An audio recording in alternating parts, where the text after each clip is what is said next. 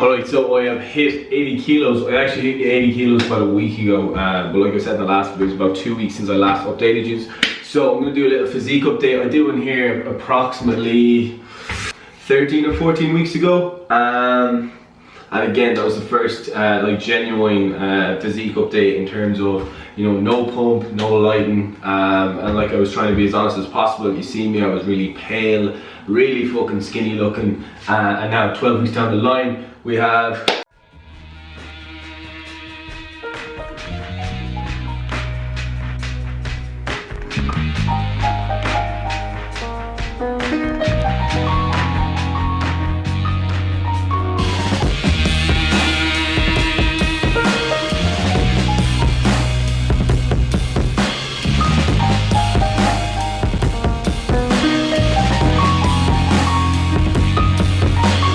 again, just showing you a little close up again.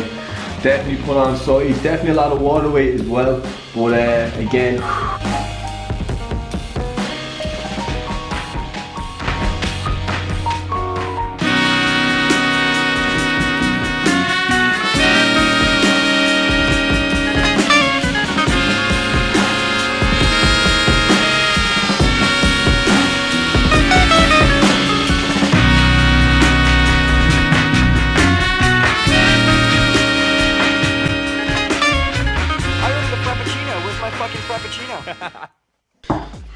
Right, so straight into business. You know it's business when you have spectacles, come on.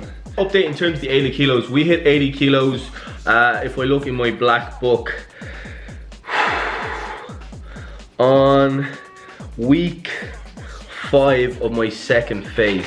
So this second phase of training was tracked fairly intensely. Like I said at the very beginning, my first couple of weeks back training was just going to be introduction to training, introduction to calories again. Me myself, I have to have my calories really high in order to even maintain a decent weight, let alone even put on the weight. So for me, in order to hit 80 kilos, as of right now, I'm on 4,500, which again isn't that high in terms of, you know, the scale of things, but for me personally, like, I'm not a big eater myself. I also take a second just to an honorable mention for this coffee. I showed you the box there earlier on, and oh my god, usually a per pod it costs you about 50 cents or something like that. These pods are costing me, I think it's €1.20 per pod, and there's something special that an espresso had, and oh sweet Jesus. Mwah. So like I was saying briefly earlier and at the beginning of the I brought back the YouTube videos. My first couple of weeks training was again an introductory to training. Again, taking into account I hadn't been training all over COVID completely crucified me. That is why you're also seeing such a jump in weight. For me, obviously I had been 80 kilos before, and then between lockdown and just not consuming enough calories, I completely dropped off. So for me to get back to 80 kilos is a lot easier. For me now to get to 90 kilos is going to be, you know, that might be a couple of months, even a year. But in terms of 80 kilos, a lot of water weight was back on, and it was just a matter of creeping up those calories and getting consistent training in once again. So phase 1, lightly coming back, getting into the movements, find the lifts again. Obviously the strength has been shattered, but again, just finding your feet in the gym.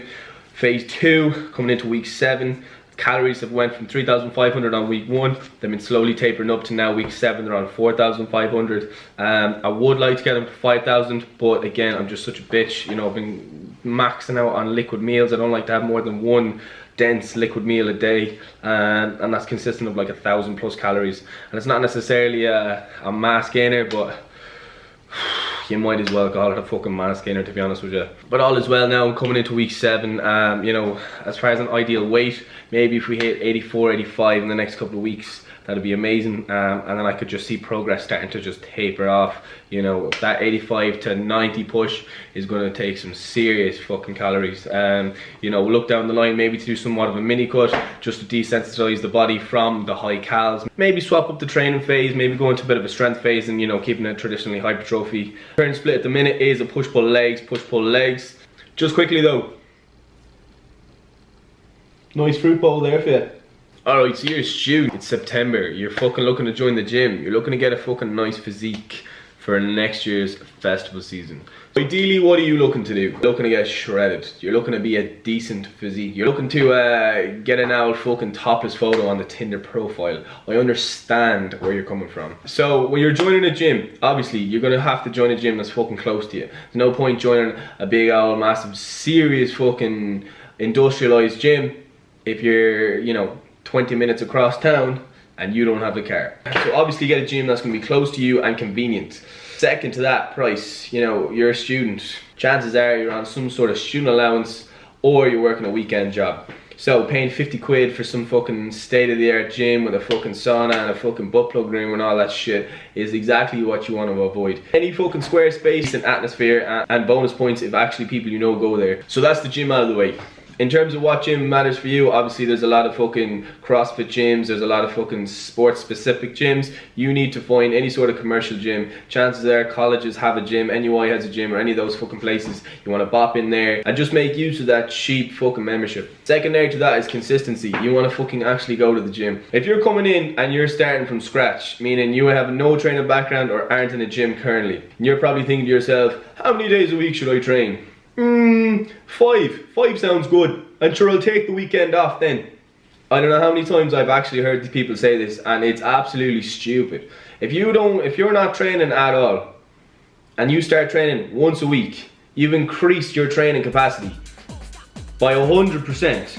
Again, if you're coming from no training, 1 day a week is actually going to fucking benefit you hugely. So if you think to yourself, okay, really busy during the week, probably going to be drinking a lot, probably, you know, probably socializing is up here and my fitness is probably down here, 100% understandable. Once a week is probably 100% okay for you, but make sure you go once a week. And then after the first couple of weeks you found your feet, you know your friends are and all that shit, right, ready, the fitness is down here, socializes up here, fitness notches up a little bit. Right, now we start going twice a week. So, boom, now we fucking increased our training capacity again by 100%. And again, with your 2 days from starting from nothing, you are gonna see very good results. Now the key here is obviously staying consistent. But when we are starting to introduce training into our lives, a few changes need to happen in the kitchen. As you begin to put your body under stress via weights or cardio or any sort of form in the gym, you're gonna need to fuel that, you know, intensity. A lot of people fail to do this, and this is why a lot of people go around, you know, with just fucking dead ass physiques, because the kitchen needs to come up a few notches. So obviously students for the majority having a fucking clue how to cook, and that's so fucking sound, because it doesn't take a genius to fucking heat this shit up. Now I usually ask my clients, if you're gonna ask me something that I can ask you to Google search, don't fucking ask me. And that's what I'm gonna say to you guys. Now, of course, I answer all my questions to my clients, but usually things like, how do I cook a chicken breast? Man, not only can you Google stuff, man, you can fucking YouTube tutorial that stuff. There's 100 different ways. So just sitting there with your thumb up your arse saying, fuck, how do I make stir fry? Get shit you like, look up how to make it.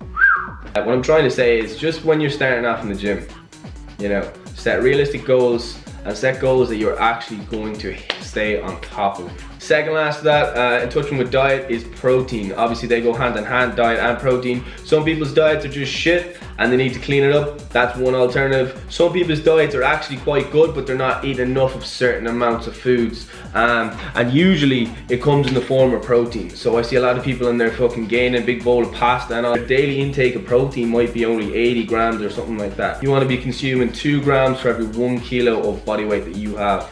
And that's just a ballpark number. Again, you can play around with it, but people will start seeing massive results if you just like consciously increase your protein intake. Lastly, sleep. You know, I know 8's a lot to ask, but 6 hours sleep. Bonus to that as well, a lot of people trying to lose weight and they love pints. This is where things get messy. Pints have a lot of calories. When do you normally drink pints? In the evening. So there's the catch-22. You're consuming a load of empty calories and then you're going to bed a couple of hours later. So you might be consuming, on a good day, what, 5, 6, 7 pints? and all that. Let's say there's 300-400 calories per pint. And this goes for the ladies too, man. I see a lot of ladies love the pints, and good for you, you up out of it. But again, just taking into account, you know, if you're starting to fucking see a physique you're not too glamorous with, how to combat that? Look, this is just a, you know, an alternative to pints. The likes of vodka, shorts, diet fucking drinks, they all have a lot less calories than a pint would. Alright, go on, out for a piss with you. Jesus. Fucking hell, man. So that is going to do it for this video. Again, I'm sorry for the low production. Some people actually seem to like me just sitting here and talking, and I'm happy to do so. And hopefully I can start your week with a couple of cents that might be useful to you. So again, until next time, you better. They want to steal your liberty, your freedom. They want to control what you see and think.